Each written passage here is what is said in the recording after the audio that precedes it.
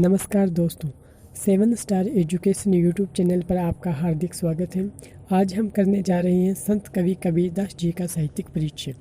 सबसे पहले है जीवन परिचय। महाकवि कबीरदास न केवल संत काव्य की अपितु संपूर्ण हिंदी साहित्य की महान विभूति थे। निरक्षर होते हुए भी वे महान पंडित थी। अभिव्यक्ति की अद्भुत क्षमता जितनी उनमें थी उतनी अब तक किसी भी कवि में संभव नहीं हो पाई। कबीरदास जी ने अपने विषय में एक शब्द भी न कहकर एक संत, सच्चे भक्त और महान समाज सुधारक की भूमिका अत्यंत कुशलतापूर्वक निभाई है। कबीरदास जी का जन्म सन 1398 ईस्वी को हुआ। जनश्रुति के आधार पर वे काशी की एक विधवा ब्राह्मणी से पैदा हुए थे। लोकलाज के कारण वह उन्हें लहरतारा नामक तालाब के पास छोड़ आई। नीरू और निम्मा नामक एक जुलाहा दंपति ने इनका पालन पोषण किया। इनकी पत्नी का नाम लोई था। इनके एक बेटा कमाल और बेटी कमाली थी। स्वामी रामानंद इनके गुरु थे। सूफी संत शेख तकी के संपर्क में आने के कारण वे सूफी धर्म और विचारों से प्रभावित हुए। 120 वर्ष की आयु में सन 1518 ईस्वी में मगहर में कबीरदास जी का देहांत हो गया। अब है इनकी प्रमुख रचनाएं। कबीरदास जी की एक ही प्रमाणिक रचना है बिज्जक। इसके 3 भाग हैं, साखी, शब्द और रमेणी। क्योंकि कबीरदास अनपढ़ थे इसलिए उनकी वाणी का संकलन उनके शिष्य धर्मदास जी ने किया। अब हम पढ़ने जा रहे हैं इनकी काव्यगत विशेषताएं। सबसे पहले निर्गुण ईश्वर में विश्वास। कबीरदास निर्गुण ईश्वर के उपासक थे।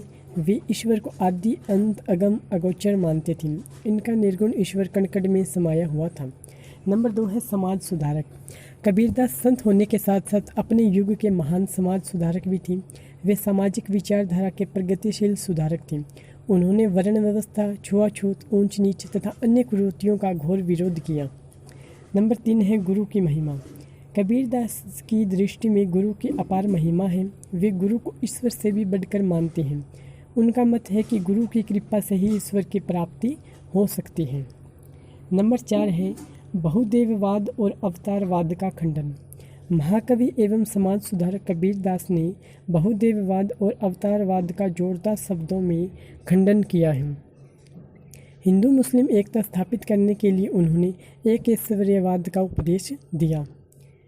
नंबर 5 है क्रांतिकारी विचारक। महाकवि कबीरदास संत एवं समाज सुधारक होने के साथ साथ महान क्रांतिकारी विचारक भी थे।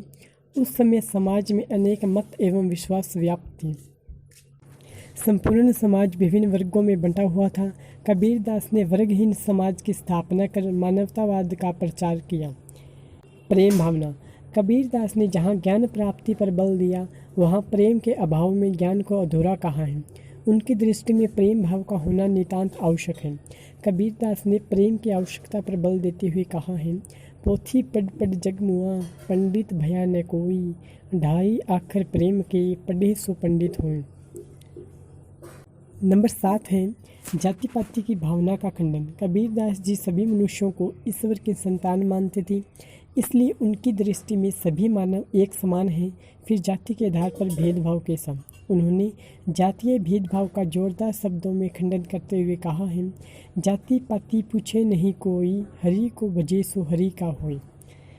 अब हम कबीरदास जी के काव्य की भाषा शैली करने जा रहे हैं।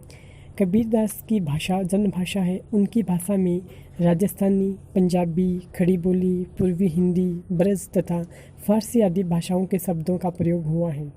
आचार्य रामचंद्र शुक्ल ने कबीर की भाषा को सदूकड़ी भाषा कहा है, जिसमें विभिन्न स्थानीय बोलियों के शब्दों का प्रचुर वर्णन किया गया है।